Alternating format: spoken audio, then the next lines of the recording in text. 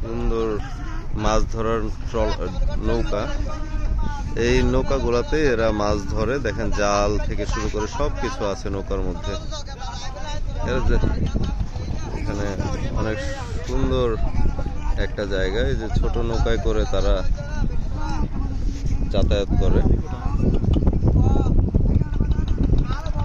এইদিকে মাছ ধরতেছে, দেখা যাক কি মাছ ধরে।